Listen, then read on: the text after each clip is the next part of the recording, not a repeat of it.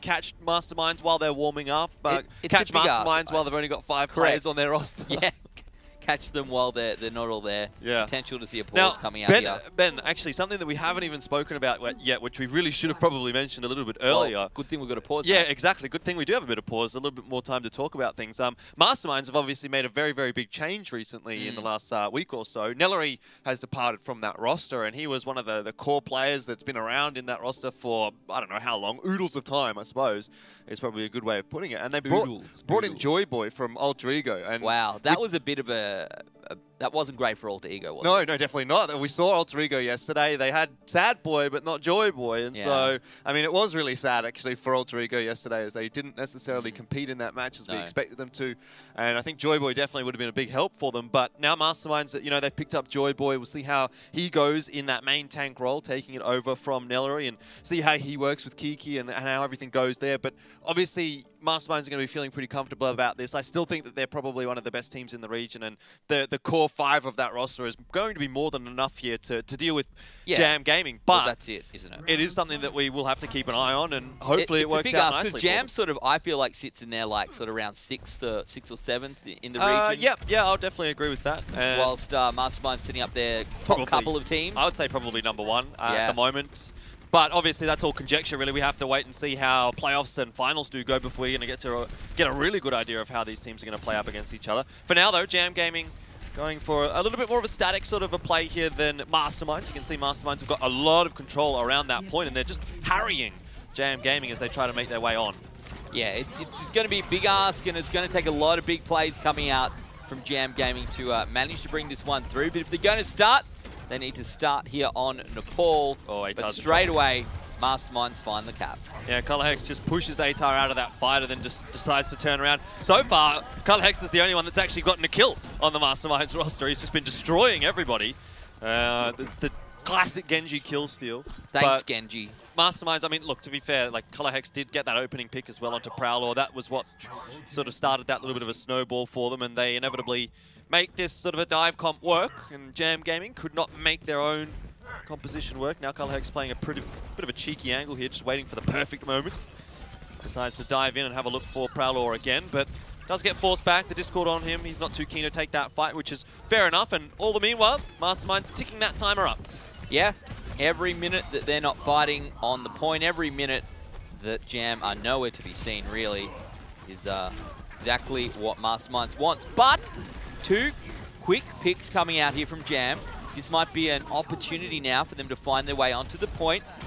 They're 3/4 of the way here now, and that's certainly going to help the situation as well. Kiki going to get picked up. The capture potentially going through now. The rest of the team trying to file back onto the point, trying to hold this as long as they can.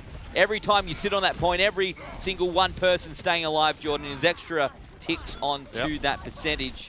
Yeah, look, I mean, this is not bad at all for Masterminds. I mean, eventually the flip does come across, but look at how much time they've bought themselves. It was up to about like 40% or 35% by the time that Jam were actually starting to get on that point and were starting to win that fight. But Masterminds give themselves an extra free 30%. They don't invest anything in there. All they were doing was wasting Jam Gaming's time, and that works out very favorably now for Masterminds. They've built up a lot of ultis, and well, I mean, that's not great, as Cantus does go down pretty easily there to Sleep Easy. But inevitably, Masterminds are going to come in here. They've got a huge amount of ultimates. They've got enough to try and get in and try and take down Jam Gaming. The only thing is going to be that Jam Gaming also have got probably enough to hold off Mastermind, so it's going to be just who's able to execute their strategy better at the end of the day. Yeah, who can use the least amount of ultis to bait out the most amount of ultis? Who's going to get the better in this trade? That's the real question, Elfishguy. Comes down to those support ultis. The Transcendence, the key as well. Colorhex pops off the Dragon Blade. Not much to come from it. Not much to come from it at all. Mastermind still looking strong here on the point. Joyboy will manage to find the tank. That's a start. Still trying to push through here. Kiki going to get one as well. So that's nice. They're starting to capture back. We're at 60% for Jam. And Aja's trying to do his best all the way back here, but going to get forced back as well by that Winston. So, Joyboy not having a bad first game, to be fair. No, definitely not. Masterminds. Yeah, being a bit of a bully there for poor old Atar. Not much you can do as a soldier once the Winston bubble does go down. And Masterminds, they managed to flip it over as I'm speaking. So, overall, look, Jam Gaming, it was a winnable fight for them.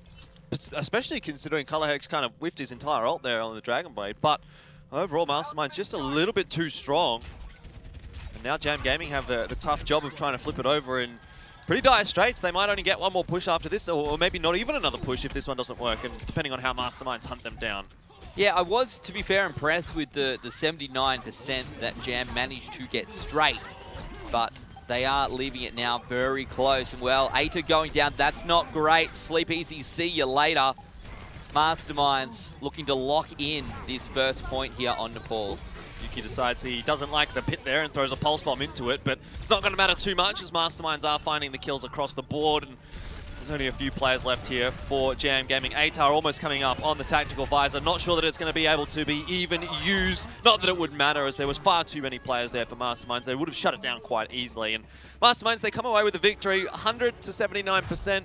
That looks pretty close on paper, Ben, but all in all, it really felt like Masterminds just controlled the tempo of that game. They gave ground when they needed to. They retook when they needed to. And by the time that Jam Gaming had to retake themselves at 80% to 80%, or roughly, they just didn't have anything that they could actually get in there with. And at that point, that's, I kind of think, where the dive comp is going to be a little bit more favorable. You know, it's a lot easier to make picks with a dive comp than with what Jam was running when you don't have any ultimates to work with. Well, that's it. We like to talk about how close a game can be based on the percentages that you see both teams get.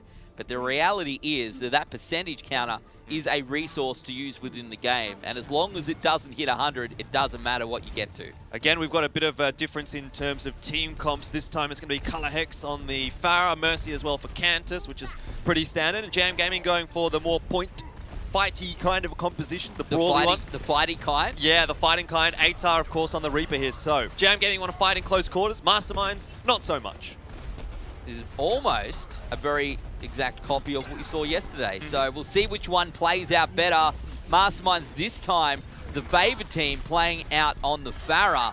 We'll see if that works out better for them or not. Already, wow. Colorhex, look at that, has the barrage, manages to find Crimson Wolf as well. Aita taking down Joy Boy, but Masterminds looking to recap this very, very quickly. That was insanely fast out from Colorhex to get the rocket barrage up that fast, and I dare say Jam Gaming were not expecting it. It almost came up even faster than Coalescence, which, as far as I'm concerned, these days is the fastest charging ultimate. So Colorhex has really been pumping out damage there. I don't know if he's even missed a rocket at this point.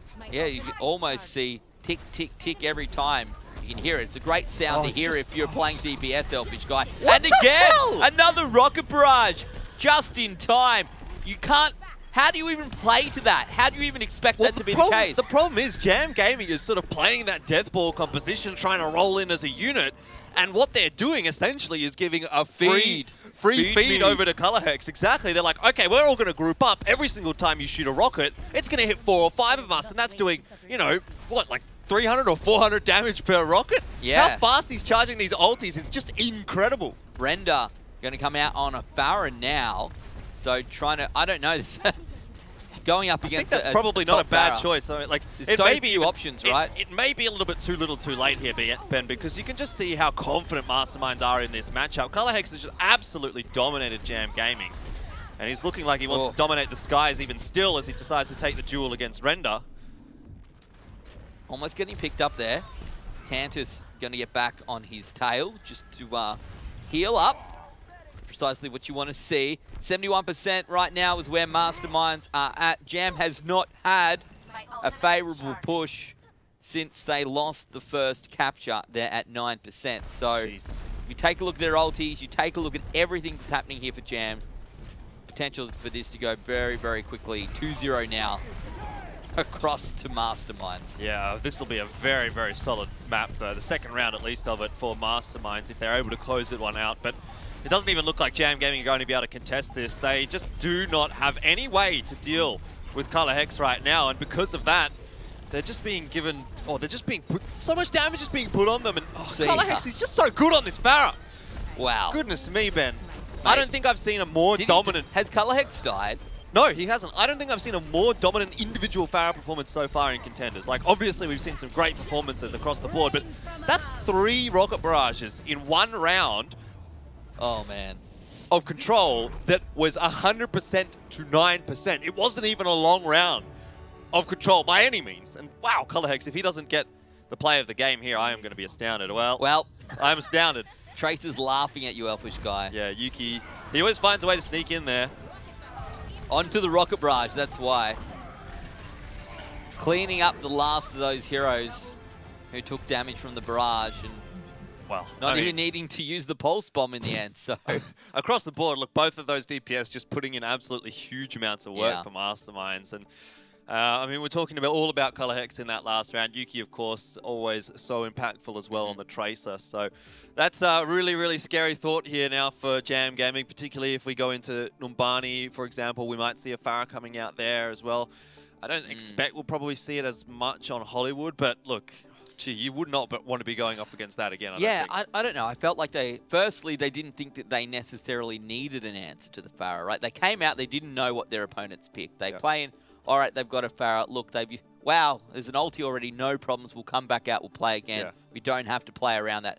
Not the case, Elfishguy. No, not the case. No, not the case at all. I mean, look, to be honest, Color Hex was just hitting everything, and no one seemed to be able to even deal with him. Traditionally, the way that would work for Jam Gaming is they get themselves on the point, they get that brawl, Reaper and Reinhardt, you know, in close quarters. It's not going to be fun as a Pharah, but inevitably, no one was able to close that distance onto the Pharah, and Color Hex was under no pressure at all. I don't think anyone actually told Masterminds that that's not how it plays out. No, so Masterminds was like, well, you know what, screw this, we're going to win anyway. And I think that's probably a nice little bit of a teaser for the rest of this series, honestly. I feel as though Masterminds, they might just continue that train rolling. Well, after that Pharah, is it going to be Numbani or is it going to be Hollywood? Elfishguy says Hollywood is the best choice.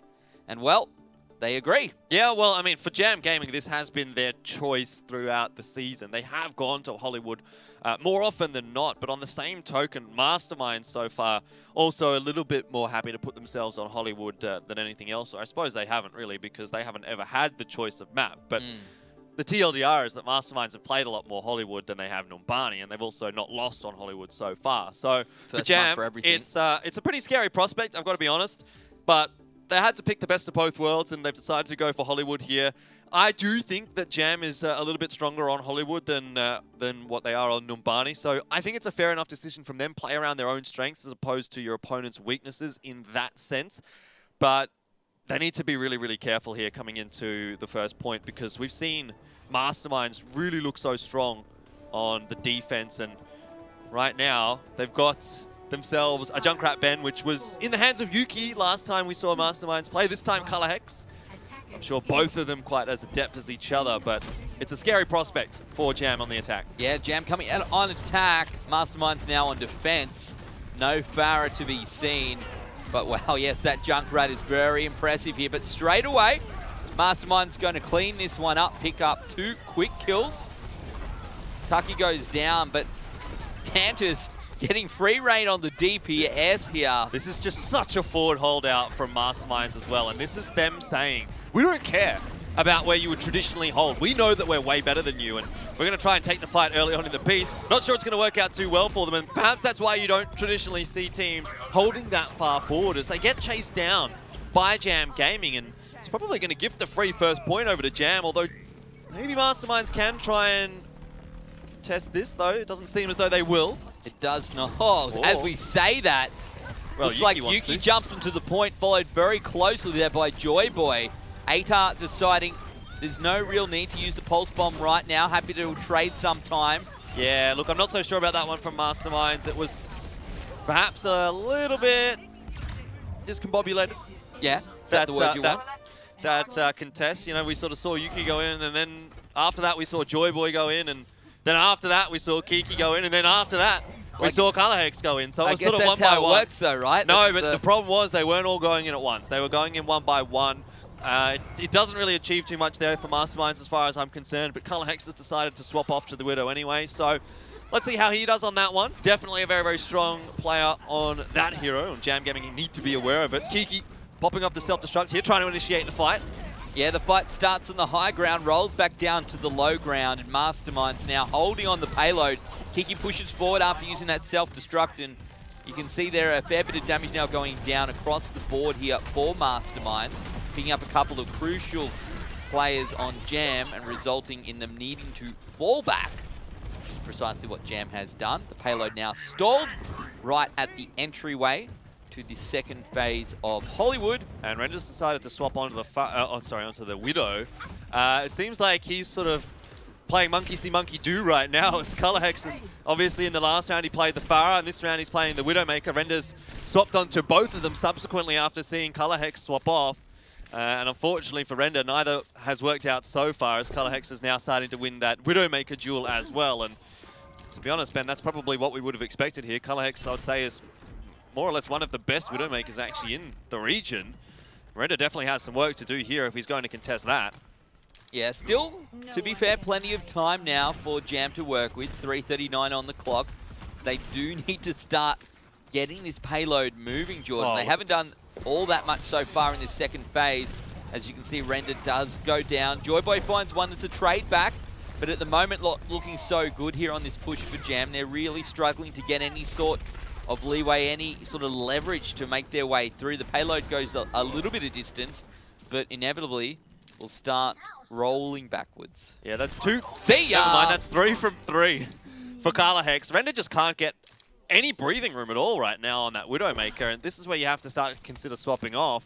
But obviously he's changed over to the Widowmaker to try and deal with Colorhex in that 1v1 duel. Now he's gone back to Genji, and maybe he would have been better off just sticking on Genji, at least in building up that ultimate a little bit more. For now, whatever the case, neither is working. Sleep Easy's a better sniper though. Sleep Easy, yeah. Well, how long can you hold your right click for? Or as AVRL likes to say, fireballs. Yeah, maybe he's got fireballs. Maybe not technically right, but I love it. I love it. AVRL will manage to find Kiki. That's a start. That's what they need to do. Yuki trades back now. That's 2. That makes life a little bit tougher here now for Jam. You can see the trance coming out. They're still fighting on the payload, which means the payload isn't going anywhere. Honestly, I don't even reckon Cantus needed to use that Transcendence there, to be honest, because the fight was already won for Masterminds. The only thing it really did was keep him alive against Legabrill, and if he would have gone down, he probably gets back into this fight, back into position before Jam Gaming is really fully committed, and does have Transcendence available here, so we'll see if that is going to make a difference, though probably not, given how Colorhex is essentially winning these fights before they're even starting. And then Yuki just finds 2 with the Pulse Bomb. I mean, it's all over for Jam Gaming here, Ben. Look, they can't even get through the doors, Jordan. They've come up to the Hollywood gates. They're like, we want to go and see, I don't know, the set for a cool movie. I'm not going to say any movies. Western movie. Some sort of cool thing. And security guards like, do you guys have passes? I'm like, oh, nah. Yeah, nah. Yeah, nah. And that's it.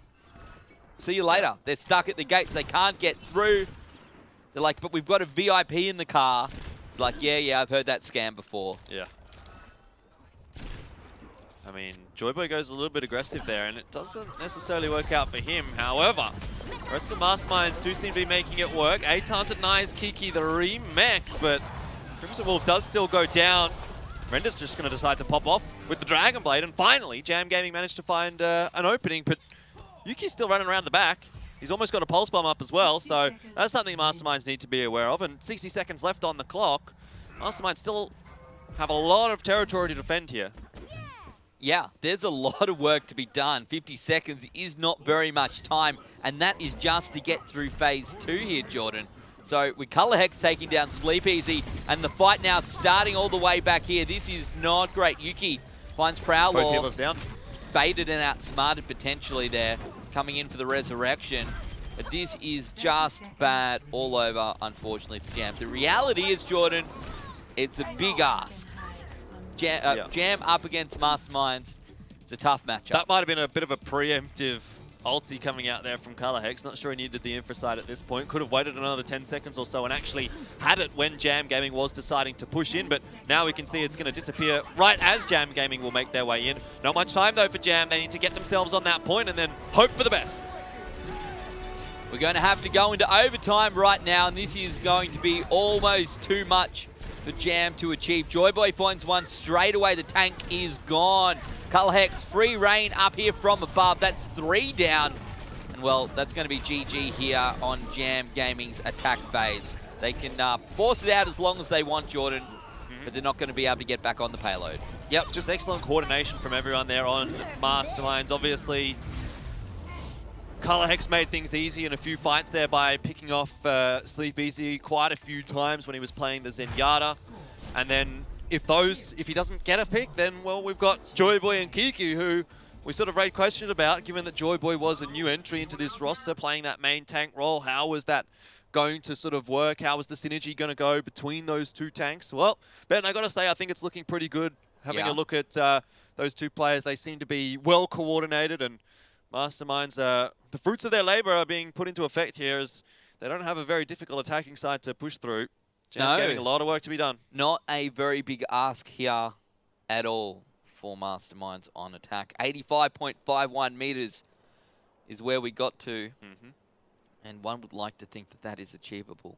Maybe they weren't trying to get to a movie set. Maybe they were trying to get to the Overwatch League studio, because that's right near where all the movie studios are. Yeah, in Burbank. They have passes there as well, I think. Where you they do. Scan them. But maybe they thought this was the way through. They're like, oh, we want to go see.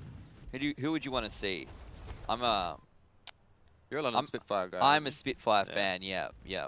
I didn't even know that they were good when I was a fan, by the way. Yeah, it was before the season started. That was before. I was just like, oh yeah, that's cool. I like that logo. I was always on board with Seoul Dynasty, because I was like, okay, well, that's a Korean roster. Right, I want to win. Classic Elfishguy. Should have chosen NYXL. Oh well. But I went to New York once. It was okay. I'm not a huge fan, to be honest. It was it was fairly cold, but not too cold. Not when I was there. Apparently, I didn't know this until the other day, that like Excelsior is like the motto or something of New York. Is it? Yeah. I didn't know that either. Yeah. There you go. Well, that's why they have it. Well, they just say Excelsior to each other. I don't know, mate. It's like it's a thing. It's you'd have to tell me. It's not English, right? You get what I'm saying? Yeah. Right. Cool. It means to do good stuff. Someone look it up. That's not me. Colex has gone straight back onto that Farah. Really not a huge surprise to me, but this time Candace not going to go for the Pocket Mercy. So Colex might have a little bit more difficulty surviving, but regardless, it's looking okay for Masterminds as they start to make their way towards point A. As they start to walk their way essentially onto this point, Jordan. No one as yet has gone down. Render very low, but staying alive. Jam doing well to keep their team going. Crimson Wolf's going to be the one to find the first pick, and Render follows that one up. So Masterminds now starting to fall apart here on this first push. Color Hex here on the Farah as well, up to 58% right now. Look, we spoke a little bit last week about how these Farahs were really struggling with their rocket barrages, but today has been a different story. Yep. Let's see if that continues. At least as far as Color Hex is concerned, every single time he got a barrage out there, it was maximum value, and perhaps that's partly the fault of Jam Gaming for not shutting it down quite so quickly, or perhaps it's just Color Hex choosing the right time. However, at this point, Color Hex has decided to swap off onto the Genji. I'm quite happy with that. Don't necessarily think the Farah was having as much impact as the Genji might have here. Aita ready to go as well with the tack buys, but not needing it for now. Only having to use that self-destruct coming out from Crimson Wolf. We'll slow it down once again. 2:30 now on the clock. This has been a pretty good start here for Jam. The reality is, Jordan, that if it gets through point A, they're probably not going to defend to point B. Yeah, exactly. That's the key really here for Jam Gaming, and they've put themselves in probably the best position that they could. They have an ult economy advantage. Masterminds is having a bit of trouble actually getting in here to point A, so all things considered, Jam Gaming are doing a pretty good job so far, but they need to keep up that hard work, and inevitably Masterminds are going to come up on some ultimates shortly. That's where life is going to be a little bit more difficult for Jam Gaming, but again, this time just off the back of a tactical visor, they will hold strong once more. That's what you want. They're only using one or two at a time at maximum there. You can still see that Render has this very, very useful Riptire ready to go. Didn't get baited into using it before. Potentially able to use it here on this push while the rest of the team still charges up their ultimate. You got Sleep Easy about to come out. That's going to be very useful there with the trance. Look at Yuki though, he's got the pulse bomb here. Ben. Could be big news, and that might, just miss Render. No, gets the Riptire, however, 1 for 1. And Render was stuck in position there as well, so he inevitably goes down.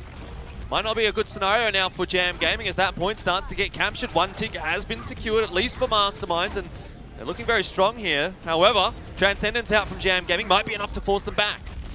You see Aita coming out once again, doing some serious damage, picking up Cantus. Yuki trades one back, but now with the Dragon Blade, Color Hex finds nothing other than the wrong end of Render's explosives. Self-destruct now on the point, forces everybody off. Not even getting to that 2/3 through Jordan. Masterminds, though, potentially stabilizing here on attack. Yes, they certainly have. Jam Gaming not going to be able to trickle any longer. And it was a pretty good, solid defense on that first point for Jam. Down to 40 seconds was Masterminds. But now they've got 3 minutes to get only 85 meters here through the streets phase. And generally speaking, that's quite a bit of time for that short amount of distance. So Jam Gaming once again going to need to have a strong defense here. Very doable, it is, but it's also going to be tough. Atar under a bit of pressure here. Does get some backup. Yuki gonna recall out of dodge. Stay strong, keeps pushing through. You can see Joyboy already finding one, and Masterminds cleaning up this battle, looking very, very strong. As yet, losing not a single player in this fight, Jordan. And this is not a very good start here on phase 2 now for Jam Gaming. The payload getting ever closer. That VIP getting real close to front of the house seats there for Overwatch. Carlex really flexing his muscles right now on pretty much every single hero he wants to pick up. Like, he's gone the Genji, he's gone Pharah, he's gone Widow. Everything seems to be working for him, and he's just really putting a spanner in the works for Jam Gaming. Yuki cleaning up everything. He starts off the damage, and then Yuki is there to wrap things up. So it's really, really good here from both those DPS for Masterminds. And again, Masterminds close out a map, and again with relative ease. That's 2-0 now for Masterminds. I mean, do we really expect anything different? The answer, to be fair, is probably not. But if you can take away things from the game, if you can take away a map, if you can take away some good points, I don't know. That was a nice hold from Jam, to be fair, on point 8. That was okay. But really, I think everyone can agree what let them down here was the second phase here in Hollywood on attack. Yeah, absolutely. And obviously it's going to be tough when you're going up against Color Hex on that Widowmaker, but they need to find a way to deal with that. They couldn't. There was 3 or 4 fights where he initially picked off one of the healers, and you know, that at that point Jam kind of had to reset again and again and again, and that cost them 2 or 3 minutes, just single-handedly off just like one pick. And unfortunately, you know, that's not putting yourself in a good position. That's not putting yourself in a position where you're going to win the map, and so Masterminds, they come away with a fairly easy second one again. Yeah, it's tough, right? When you lose those picks, there's only so much you can do, even up against a team who is evenly matched to you. But if you're losing picks straight away up against a team who is theoretically better, on paper better, you know, the results speak for themselves here, then you put yourself at a disadvantage that you really can't justify to be in. Yeah, definitely. So we need to see a little bit more out here from Jam Gaming if they're going to contest map 3 and map 4. Maybe just a little bit more than a little bit, because it wasn't even really close in either of those 2 maps. We need to see a lot more actually out from Jam Gaming here. Well, it's half-time between Jam and Masterminds. Masterminds up 2-0. We're going to take a quick break, and when we come back, the conclusion to this match.